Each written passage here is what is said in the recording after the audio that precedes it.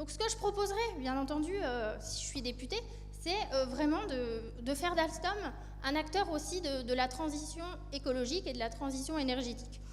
On est face à une crise climatique, on a les moyens, avec une industrie qu'on pourrait faire avancer vers des modes de production beaucoup plus écologiques. On a les moyens d'être ces acteurs. Par exemple, en développant le fret ferroviaire. Le fret ferroviaire, c'est vrai que quand on le dit comme ça, c'est un mot, ça paraît un peu abstrait. Concrètement, qu'est-ce que c'est? C'est développer, combiner plusieurs manières de concevoir le transport, rail, route et train. C'est-à-dire que, par exemple, les camions de transport qui arriveraient par la frontière belge, qui iraient jusqu'en Espagne, on pourrait envisager de les mettre sur des wagons et puis de les faire descendre jusqu'en Espagne, justement en activant ces constructions de wagons.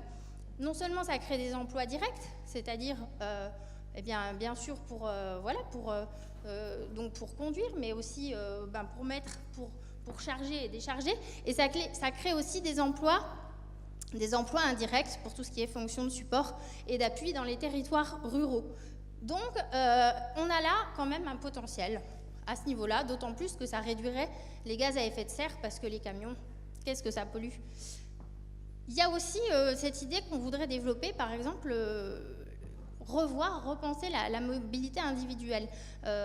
Envisager que, par exemple, on pourrait développer la mobilité vélo, TER, un petit peu plus, pour aller de son domicile au travail et vice-versa.